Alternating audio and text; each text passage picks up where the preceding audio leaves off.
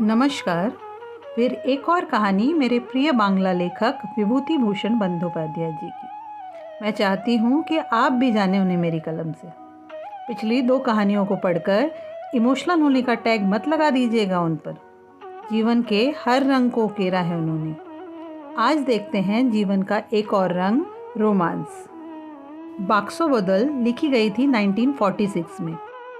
कई दृश्य उस एरा के जरूर लगेंगे, जैसे चिट्ठियाँ, धोती साड़ी सी पोशाक, देश के सुदूर इलाकों में सुविधाओं का अभाव। थोड़ा नॉस्टैल्जिक जरूर है। पुरानी बात है, आप सभी ने कभी न कभी जरूर सुनी होंगी। जोड़ियाँ ऊपर से बनकर आती हैं। लिखकर बताइएगा जरूर, आपको विश्वास है या नहीं इस बात पर। चलिए देखते हैं सच में प्रतुल यानी हमारा नायक, उसकी जोड़ी ऊपर से बनकर आई है या नहीं। प्रतुल के बाबा की हड़बड़ी से उसकी सारी योजना मिट्टी में मिल गई। आज घर से न निकलता तो कोई खास नुकसान नहीं होता। कल से सब स्कूल कॉलेज खुल जाएंगे, इसीलिए बस में इतनी भीड़ है। पर प्रतुल को तो कोई जल्दी नहीं थी। आज इस भीड़ भाड़ में परेशानी उठाकर बाबा के कारण जाना पड़ रहा है। यहाँ से स्टेशन 23 मील का रास्ता है।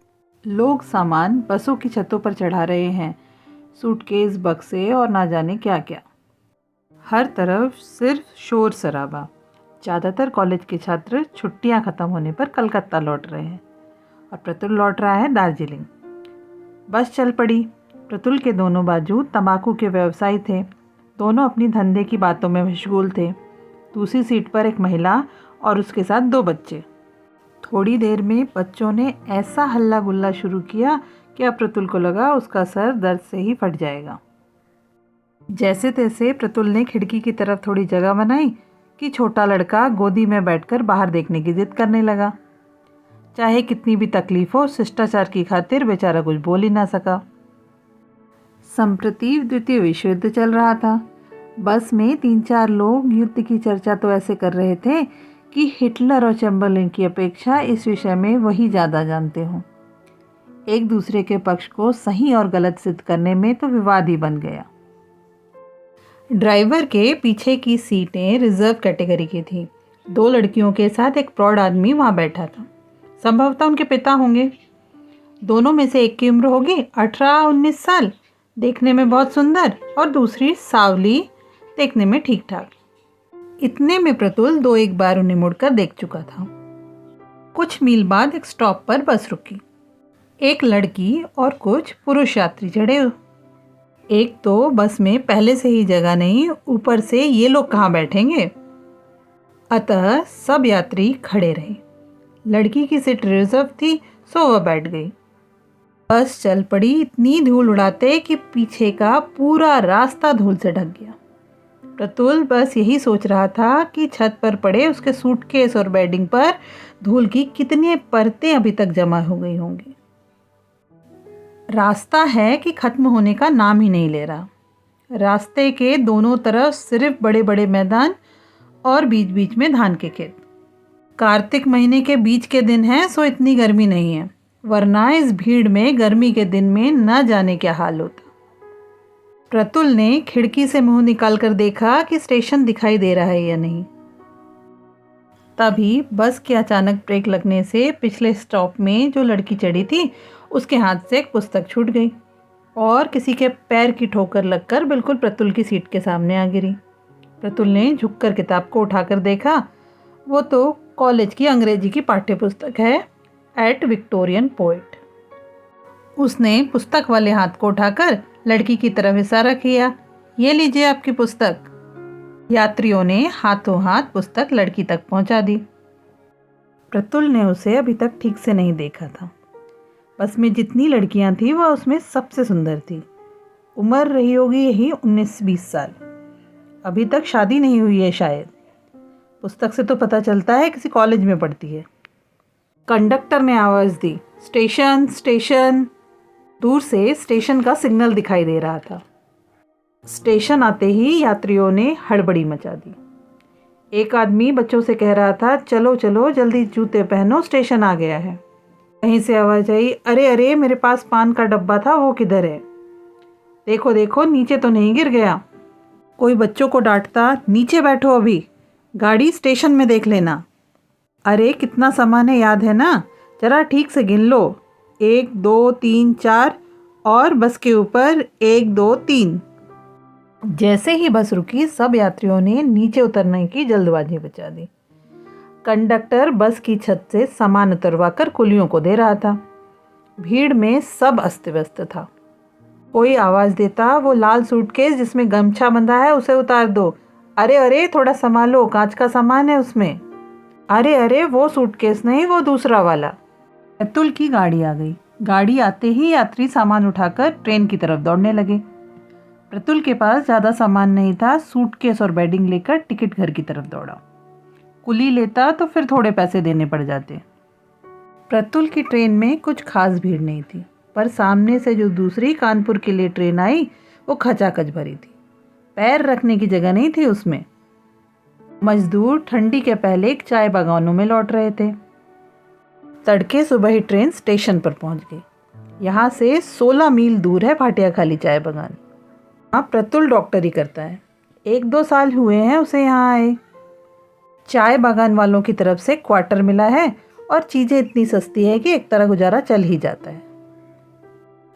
स्टेशन से वहाँ जाने के लिए फिर बस पकड़ो। क्वार्टर से 1 मील दूर ही बस उतार देती है। कुली लेकर प्रतुल करीब 9:30 बजे क्वार्टर पहुँचा। बड़ा ही सुनसान रास्ता था। दूर से ही पहाड़ों की श्रेणियाँ दिखाई देती थी। एक तरफ बड़ा तालाब, दूसरी तरफ झाड़ झाड़ियाँ। यहाँ की ऐसी आबो हवा के कारण ही मलेरिया और कालाजर का केंद्र है यह जगह। कितने बार प्रतुल खुद मलेरिया से भुगत चुका है। दवाखाने में सिर्फ एक ही कंपाउंडर था, शिवनाथ। वह ही प्रतुल का खाना भी बना दिया करता था। प्रतुल को खाना बनाना बिल्कुल न सुहाता था। दवाखाने का नौकर प्रतुल को आता देख दौड़ कर आ गया। प्रतुल को उससे पूछकर पता चला कंपाउंडर शिवनाथ अपने घर गया है 2 दिन की छुट्टी लेकर, परसों आएगा। सिर्फ बाबा की जल्दबाजी के कारण वह आज आया, नहीं तो वह भी तो परसों ही आने वाला था। दवाखाने के नौकर को बुलाकर बोला, अरे भीम, जरा नहाने का पानी तो तैयार कर देना, थोड़ा पानी पीने के लिए भी भर देना। खाना बनाना है, 2 दिन तो जैसे तैसे बिताने ही होंगे। इस छुट्टी में कोई नया केस आया था क्या? और चाबी लेकर दवाखाना भी साफ कर देना। नहाने के पहले जैसे ही सूटकेस खोलने को उठाया, उसमें कोई और ही ताला लटक रहा था जिसकी चाबी उसके पास नहीं थी। अरे ये क्या मुसीबत है, यह सब मेरी बहन कमला का ही किया धरा है।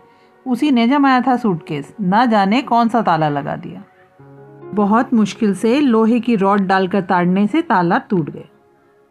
कपड़े निकालने के लिए जैसे ही सूटकेस का ढक्कन उठाया, उसकी आंखें आश्चर्य से फटी की फटी रह गईं। ये किसका सामान है? ऊपर की तरफ तहकी गई रंग बिरंगी साड़ियाँ, नीचे की तरफ 5-6 ब्लाउज, कुछ पेटीकोट, पाउडर का डब्बा, क्रीम, 2-4 लंबी गोलाकार डिब्बियाँ, साबुन, राइटिंग पैड, पेन, कुछ चिट्ठियाँ, आईना, कंघी और ना जाने क्या क्या। हे राम, किसका सूटकेस है ये? पहले तो उसे लगा उसकी बहन कमला का सूटकेस है, पर ऐसी अच्छी साड़ियाँ और चीज़ें उसके पास नहीं। और दूसरे किसी यात्रा के लिए जमाया गया सूटकेस है, पर कमला तो घर पर बैठी है।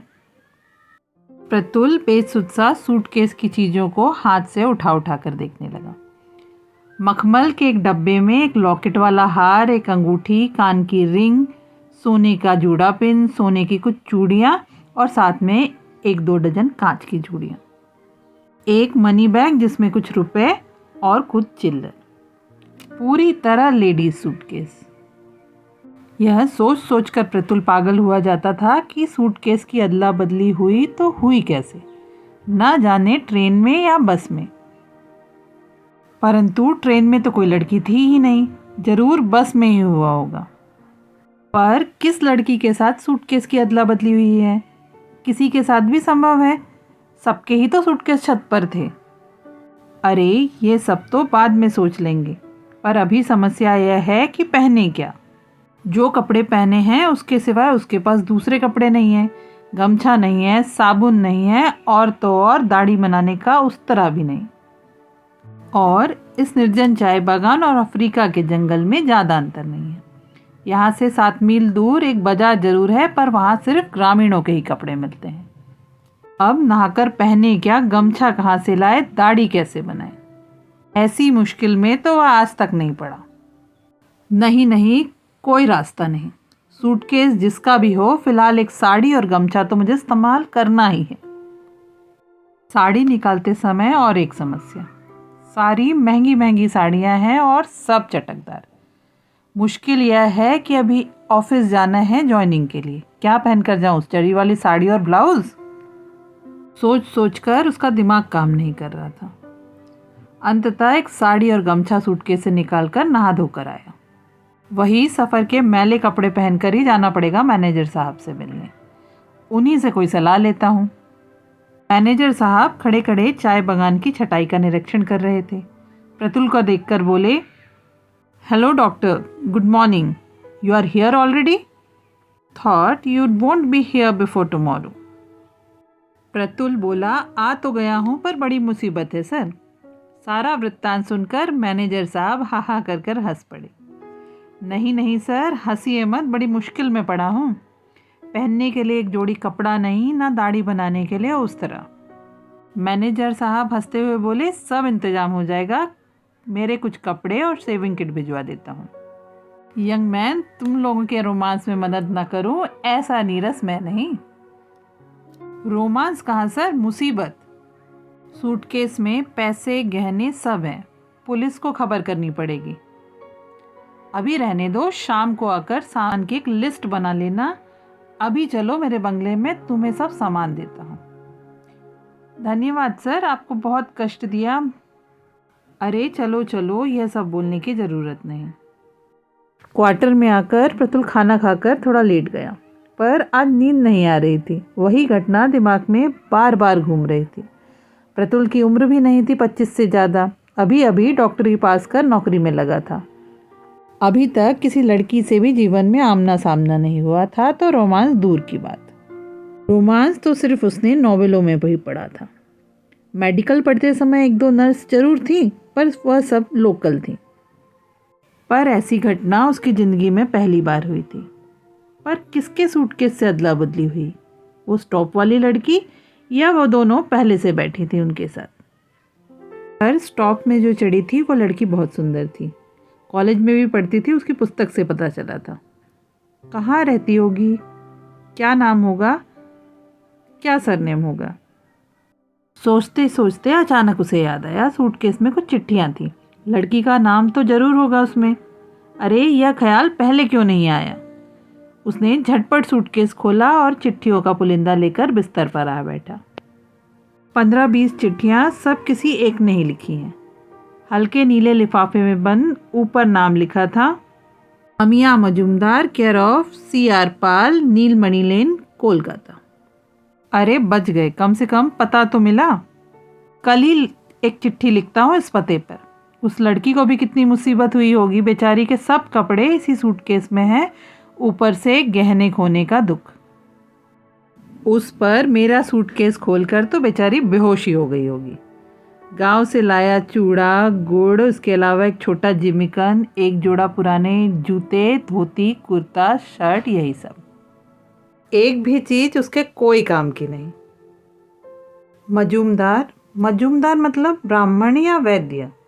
चिट्ठियों को खोलकर पढ़ने का बड़ा मन हुआ। किसने लिखी है, किसी स्त्री ने या पुरुष ने? पर दूसरों की चिट्ठियां वह कैसे पढ़ सकता है? यह तो गलत बात है। सारा दिन बीत गया, पर प्रफुल्ल के मन से उस लड़की का ख्याल नहीं जाता था। जितना मन को कहीं और लगाता, उतना ही वह सोचता कि यह वही स्टॉप वाली लड़की है या नहीं।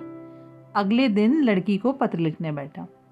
सूटकेस अदला बदली का सारा वृत्तांत लिखकर साथ में सामान और गहनों की एक लिस्ट भी दे दी। यह गलती उससे जानबूझकर नहीं हुई है, यह जताकर माफ़ी भी मांगी। कम से कम 3-4 बार लिखा कि इस घटना से वह कितना शर्मिंदा है, और अपने सूटकेस के विषय में भी पूछ लिया।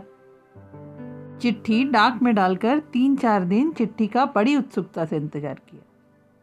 क्या बड़ी गुस्से में उत्तर देगी? पुलिस की धमकी तो नहीं देगी? 9 दिन बाद उत्तर आया, महोदय, आपके पत्र से पता चला कि स्टेशन में उतरते समय मेरी भांजी अमिया मजूमदार का सूटकेस आपके सूटकेस से बदल गया है। आपका सूटकेस मेरी भांजी के पास आ गया है। सामान की जो सूची आपने दी है उसके सिवाय सूटकेस में और कुछ नहीं है। मेरी भांजी आपको ही परेशानी के लिए लज्जित है। सूटकेस अनरिजर्व अनपेड पार्सल से भिजवा दें, आपका भी उक्त पद्धति से भिजवा दिया जाएगा। पार्सल की रिसीप्ट भी ऊपर लिखे पते पर भिजवा दीजिए। धन्यवाद, भवदीय भवतारण चक्रवर्ती। चिट्ठी पाकर प्रतुल की कुछ आशा तो जरूर टूटी। एक तो पता ही नहीं चला वह लड़की कौन सी है। उसे आशा थी कि कम से कम चिट्ठी लड़की तो जरूर लिखेगी, पर ना जाने उसके मामा कहाँ से बीच में आ गए। अगले दिन सूटकेस रेल डाक से बुक कर दिया और उसका सूटकेस भी हफ्ते भर बाद कुली के सर पर चढ़कर उसके क्वार्टर आ पहुंचा। चीजें बिखरी हुई थी पर सब सलामत थी, वह चूड़ा और गुड़ भी। घटना तो तात्पुर्ति के लिए मिट गई, और आगे क्या हो सकता है। पर प्रतुल उस टॉप वाली लड़की को भूल ही नहीं पा रहा था। आखिरकार उसके जीवन में किसी लड़की से जुड़ी यह पहली घटना थी। रोमांस नहीं तो रोमांस की कल्पना तो है इसमें, विशेषकर इस निर्जन चाय बागान में। लड़की के यहाँ से कोई धन्यवाद का पत्र आने की आशा थी, पर वह नहीं आया। 5 महीनों बाद फिर छुट्टियों के लिए प्रतुल घर को रवाना हुआ। बहुत दिनों से घर वालों से नहीं मिला था। स्टेशन में उतरकर बैठे रहना पड़ा। जब तक दूसरी ट्रेन नहीं आती बस नहीं छूटेगी। प्लेटफॉर्म पर कुछ देर टहलने के बाद ट्रेन आ गई। कुछ ही लोग ट्रेन से उतरे। ट्रेन के दरवाजे को देख प्रतुल थमक कर खड़ा हो गया। वो स्टॉप वाली लड़की ट्रेन से उतर रही थी। उसके हाथों को देख प्रतुल को निराशा हुई। लड़की ने हाथों से सूटकेस कुली के सर पर चढ़ा दिया। यह उसका वह परिचित सूटकेस नहीं था, दूसरा ही सूटकेस था। वह तो टिन का था, यह तो चमड़े का है।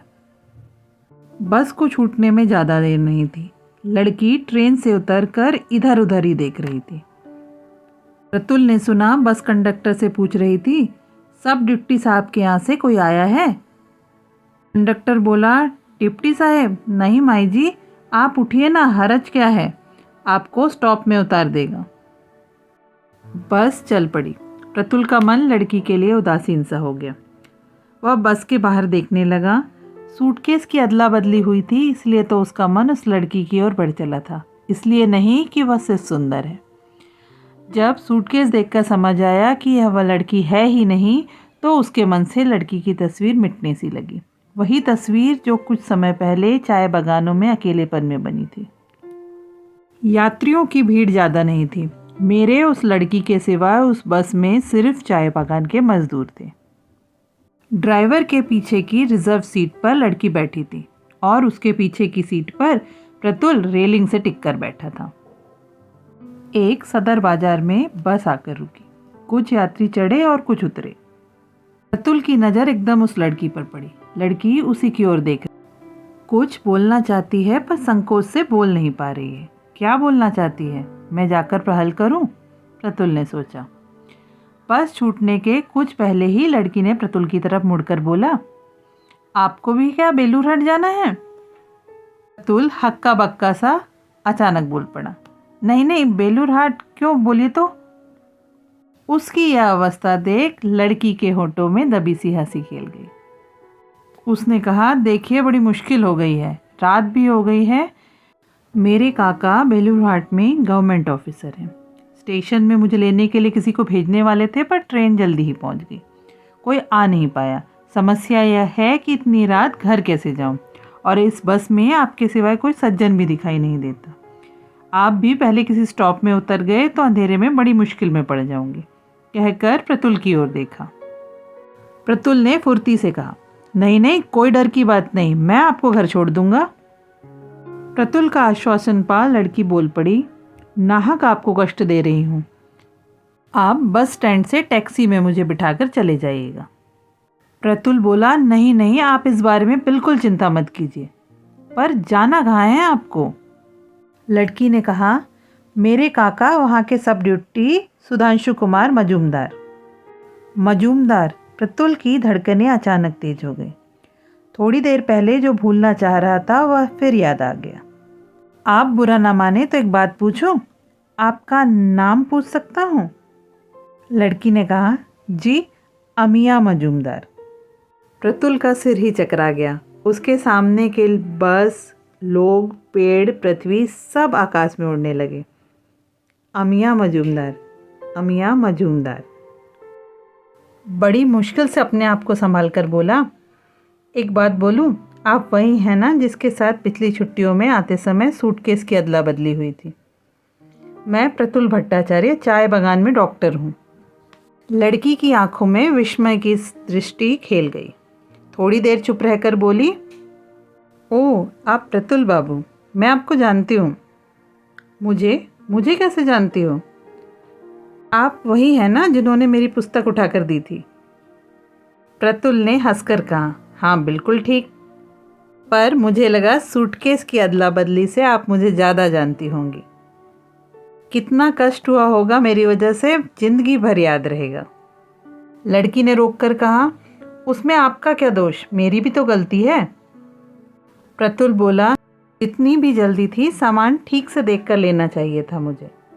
किस कॉलेज में पढ़ती हैं आप? स्कॉटिश चर्च में बीए में हूँ, 3rd ईयर में। प्रतुल ने पूछा, भवतारण बाबू आपके मामा हैं, ननिहाल में रहती हैं आप? नहीं, ननिहाल नहीं, मेरे मामा अकेले ही रहते हैं, ज्योतिषी हैं, मैं उनके पास रहकर पढ़ती हूँ। रात करीब 8:30 बजे बस बेलूरहाट पहुँची। प्रतुल ने पूछा, आपका घर कितनी दूर है यहाँ से? एक गाड़ी बुला लाऊं? लड़की ने कहा, गाड़ी की ज़रूरत नहीं, पास ही है, पैदल ही जा सकते हैं। घर पहुँचते ही लड़के लड़कियों का एक झुंड उनके सामने आ पहुँचा। लड़की के काका ने प्रतुल का बहुत अतिथि सत्कार किया। प्रतुल तभी जाना चाहता था, पर उन्होंने उसकी एक बात न सुनी। रात को वहीं रहने का प्रस्ताव दे दिया।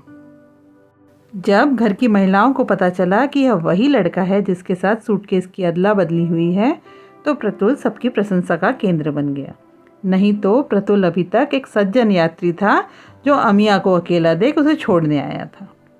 लड़की के काका को जब पता चला तो वह बोले, सचमुच आप बहुत सज्जन पुरुष हैं, इस तरह आपसे मुलाकात होगी मैंने तो कल्पना ही नहीं की थी। सचमुच मेरा पूरा परिवार आपका बहुत आभारी है। प्रतुल का मुंह लज्जा से लाल हो गया। थोड़ी देर बाद लड़की चाय और नाश्ते की प्लेट लेकर बैठक में आकर बोली, मुंह हाथ धो लीजिए, चाय ठंडी हो जाएगी। सुधांशु बाबू को अचानक कुछ काम याद आ गया। अमिया को कहकर गए, अमी, कुछ देर यहाँ बैठो, मैं आधे घंटे में आता हूँ। प्रतुल ने इतने में बातों बातों में अमिया के बारे में बहुत कुछ जान लिया है। उसके माँ बाप नहीं है, काका ने पाल पोष कर बड़ा किया है, स्कॉलरशिप पाकर कॉलेज में पढ़ाई कर रही है, गाने की प्रतियोगिता में भी मेडल मिला है और बीए पास करके एमए पढ़ने की इच्छा है, इत्यादि इत्यादि। आधे घंटे के पहले ही सुधांशु बाबू लौट आए। अमिया उठकर चली गई। अगले दिन सुबह जब प्रतुल जाने के लिए तैयार हो रहा था, तब सुधांशु जी आकर बोले, इतनी जल्दी तो जाना नहीं होगा आपका, खाना खाकर ही जाना होगा। सुधांशु बाबू ने भी प्रतुल के बारे में बातों बातों में पूछा। वो एमबीबीएस पास है, चाय बागान में डॉक्टर है, घर में माँ बाप हैं, थोड़ी ज़मीन जायदाद भी है गांव में, इत्यादि इत्यादि। सुधांशु बाबू को प्रतुल अपनी बिन माँ बाप की भतीजी के लिए सुयोग्य पात्र लगा। आगे के वृत्तांत के सविस्तार वर्णन की शायद आवश्यकता नहीं है, वो आप खुद ही समझ सकते हैं। भाटिया खाली के चाय बागान के क्वार्टर में प्रतुल अपनी नवविवाहिता पत्नी से मजाकिया अंदाज में बोल रहा था, और करोगी सूटकेस की बदला बदली? अमिया ने गुस्से में कहा, ना बाबा, पता है कितनी तकलीफ हुई थी उस दिन मुझे। कॉलेज के लिए तैयार होने गई और सूटकेस खोल कर देखा तो पैंट, बनियान, लुंगी समझ नहीं आ रहा था कि क्या पहनूं। मामा के घर मेरे सिवाय कोई दूसरी महिला नहीं कि उसके कपड़े पहनूं। सूटकेस बदला भी तो किस गवार से, सूटकेस में चूड़ा, गुड़ और एक फटा जूता। हाय राम। प्रतुल हंसकर बोला, हाय हाय, सूटकेस की अदला बदली तो फिर भी ठीक थी, तब क्या पता था उसी गवार के साथ माला की अदला बदली भी हो जाएगी। सुनी एक और कहानी आपने। पता है इस मोबाइल के ज़माने में यह इत्तेफाक तो बिल्कुल संभव नहीं। पर इत्तेफाक तो थी अमिया प्रतुल की ज़िंदगी में, पर चिरसंगिनी बन ही गई उसकी। उस घटना की मीठी याद से वह उसे हमेशा छेड़ता रहेगा इसी तरह। হায় হায় বাক্স বদল তো পদে আছে, সেই গেও লোকটার সঙ্গে একদিন মালা বদল হবে, তা কি আর जानते। गुस्से में भी अमिया की मुस्कुराहट लौट आएगी। यूं ही मुस्कुराते रहिए अमिया की तरह। रहिए नई कहानी के इंतज़ार में। नमस्कार।